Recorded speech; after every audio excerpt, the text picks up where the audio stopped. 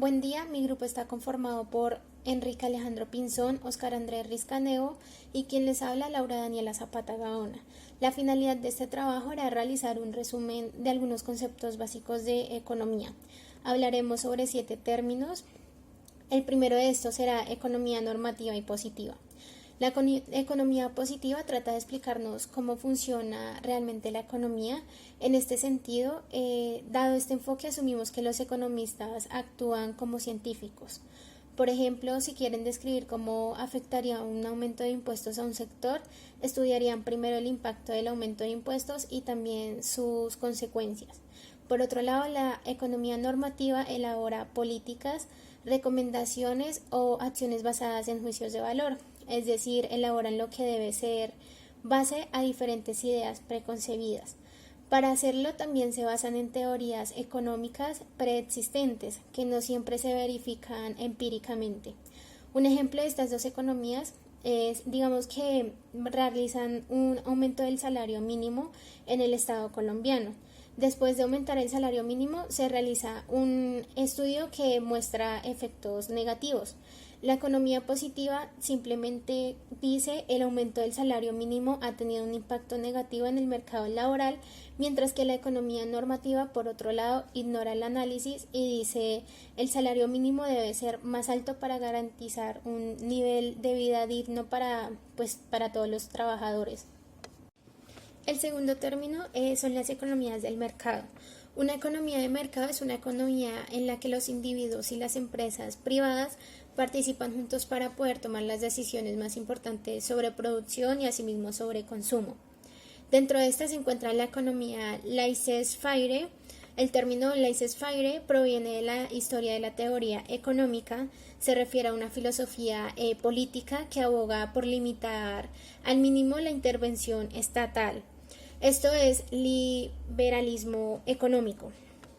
Esta economía cree que la oferta y la demanda siempre se adaptarán a las necesidades del cliente.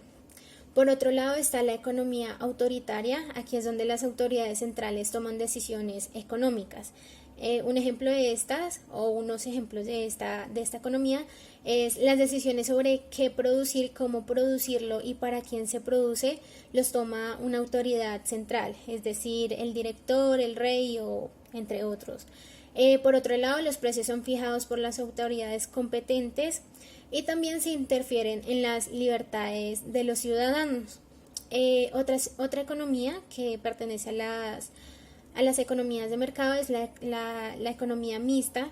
Una economía del mercado mixta es el nombre de cualquier sistema económico en el que la empresa privada coexiste con algún grado de monopolio estatal. Generalmente en sectores como servicios públicos, defensa o infraestructura. Los medios de producción son compartidos entre los sectores públicos y asimismo los privados, por lo que a este modelo también se le llama economía dual. Economía. Economía es la ciencia que se encarga de estudiar esos recursos que nosotros obtenemos para suplir nuestras necesidades día a día. Normalmente economía tendemos a hacer que es algo más global, cuando realmente economía lo podemos utilizar en nuestro día a día. Los temas que me correspondió fue fronteras de posibilidades de producción, también conocidas con las siglas FPP, que refleja las cantidades máximas de bienes y servicios que una sociedad es capaz de generar en determinado periodo y a partir de unos factores de producción o factores ya sean tecnológicos. El otro tema que me correspondió fue bienes económicos, que hace referencia como a lo que económicamente podemos conseguir para suplir esa necesidad que nosotros tenemos, como decir una casa o decir nuestra ropa. Son algo como tan cotidiano en nuestro día a día. Y el otro tema que me correspondió fue la escasez, que a veces creemos que escasez es cuando, digamos, en un mercado no hay tal producto, pero también hace referencia como a aquella situación económica que nosotros vivimos para no poder comprar tal cosa, así en el mercado lo haya, pero nosotros tenemos una escasez económica la cual no nos permite acceder a ese producto.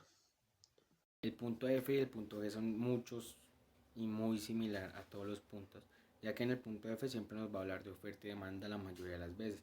En nuestro ejemplo que nosotros pusimos, fue que la demanda eran los cuadernos escolares en una temporada de enero a finales y febrero a principios, donde siempre empiezan las clases en colegios, universidades, y lo que siempre se compra son más cuadernos. Entonces lo que nos da a entender es, en el punto F, es que la empresa siempre va a hacer la misma cantidad de cuadernos, siempre va a ser la misma materia prima, o sea, no va a cambiar absolutamente nada por ser una fecha importante en sentido de Colombia por el inicio de clases. Y en el punto F nos da a entender que, el punto G, perdón, nos da a entender que desde hace muchos años se viene haciendo una actualización de la economía, y con esto lo que hacemos es actualizar cada vez la economía un poquito más avanzada. Siempre se empezó con el feudalismo, en que tú das un bien y yo te doy un bien, siempre y cuando nos sirva.